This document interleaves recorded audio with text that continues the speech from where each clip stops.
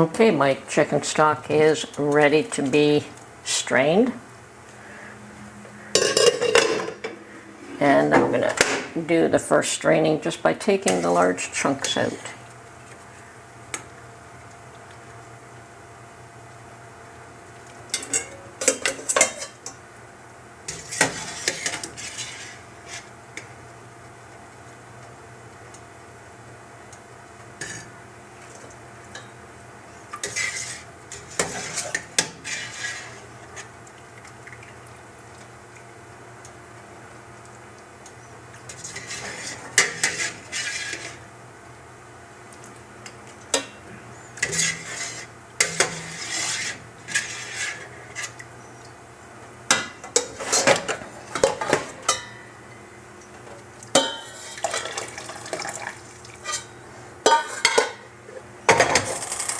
Okay, and I'm going to let that drain for a little while, and I'm going to prepare jars.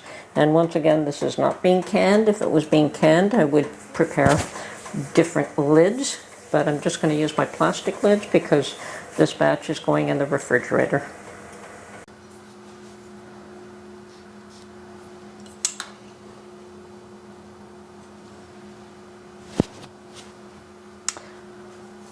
Okay, and, oh, I need a funnel.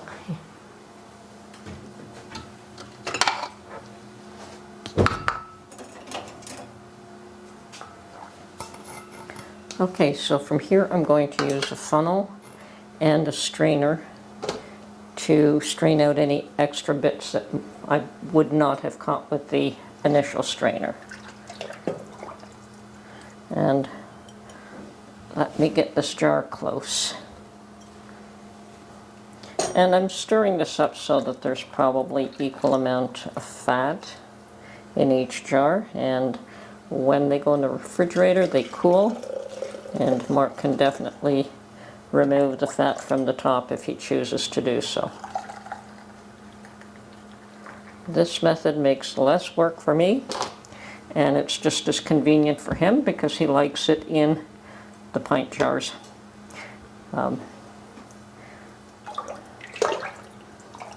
He likes the quantity you get in a pint jar. And the rate he goes through them, it just isn't worth canning for me. You don't really need them to be shelf stable.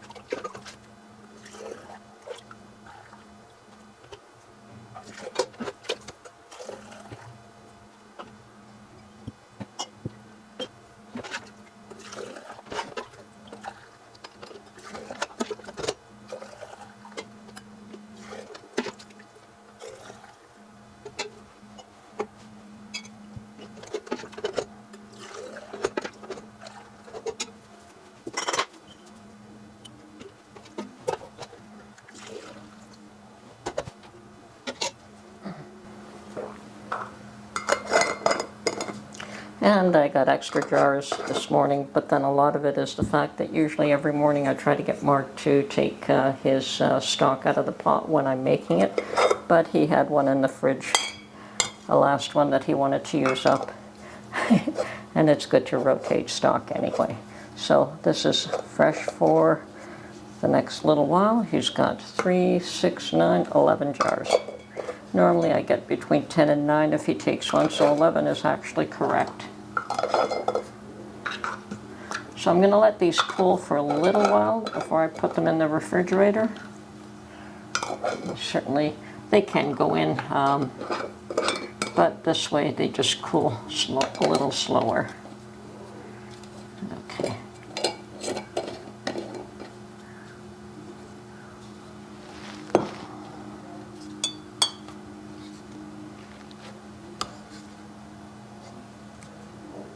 Okay, there we have it. Another batch of chicken stock ready to go.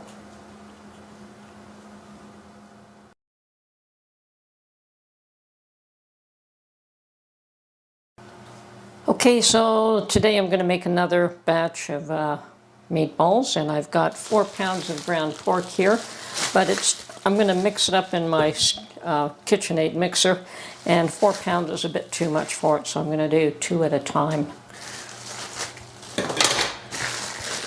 Just because I really don't like mixing this by hand. So I'm putting half of that in,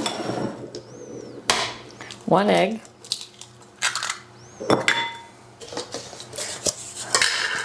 some breadcrumbs.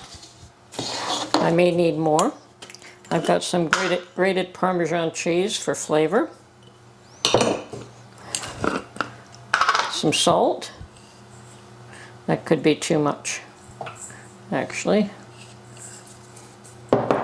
Probably isn't too much at all, considering. And some parsley. And the one thing I forgot was onion. So I'm going to chop up an onion right now, and then I'll put this in before I mix it up. Okay, here's my onion. And I've got all my ingredients. Now I'm just going to mix this all up with the stand mixer. It's that simple. And I may have to add more breadcrumbs depending on the texture.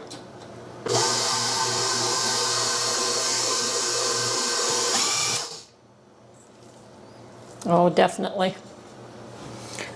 Okay.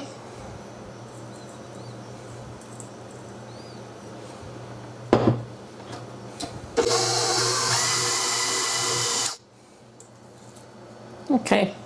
Could always add more, but you don't want it too much breadcrumbs. You want mostly meat. You just put the eggs and the breadcrumbs in order to allow everything to stick. You don't want meatballs that are falling apart. So I'm going to take this out of the mixer, and I'm going to do the second batch right now.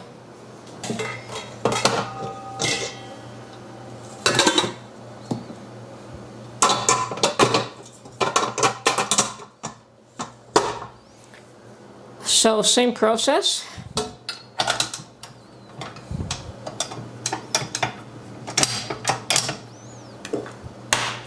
This time I'm just going to break my egg up first.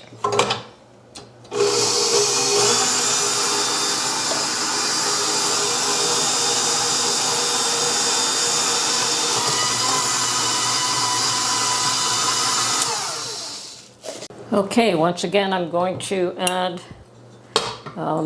probably, I don't know, 3/4 of a cup of flour, a handful of grated Parmesan, probably about a tablespoon of salt,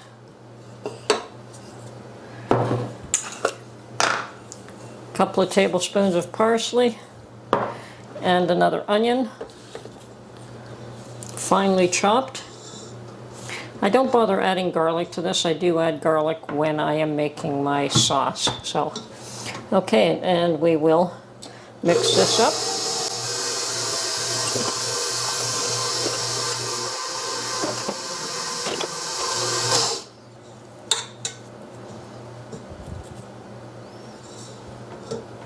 A few more breadcrumbs. Probably another, I don't know, 2-3 tablespoons.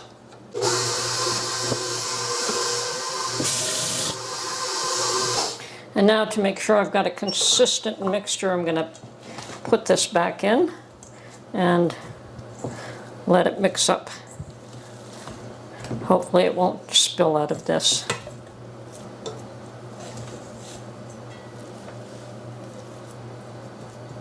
And just put it on.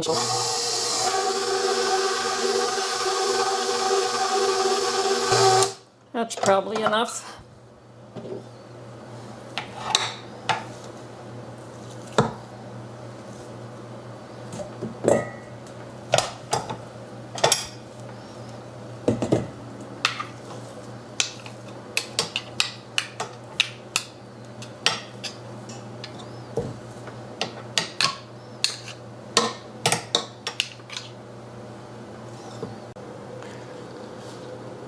Okay, so what I'm making now is meatballs. I actually picked up this, it's actually an ice cream scoop, and I'm hoping it will be useful. Okay, so what we're making here is freezer meals. So what I do is I form all my meatballs. I put them on, actually, this cutting board, a couple of these, and I put them in the freezer, and once they're frozen solid, not before, then I vacuum seal them. Because if you try to vacuum seal them before they're frozen, they'll just turn into one lump, and we don't want that. So now, between Mark and I, we usually cook up about 8 of these for a meal. You know, I eat about 2, and he'll eat whatever he can of the rest, and if he doesn't finish them, he usually has them for a snack the next day, so they don't go to waste. But I think cooking up more than 8 at once, you know, we used to cook up a lot more, but it's gotten to the point where we know exactly how much, pretty close to how much we'll eat. So,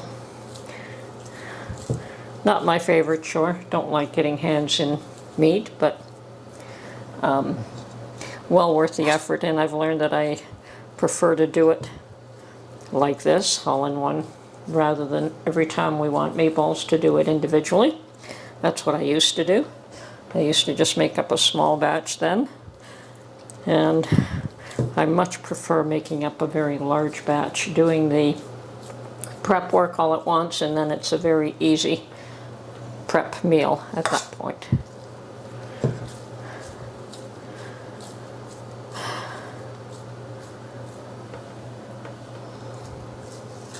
I have no idea how many we're going to get, but should be more than usual because I normally only buy about 3 pounds, and this time I picked up about 4, so should be more.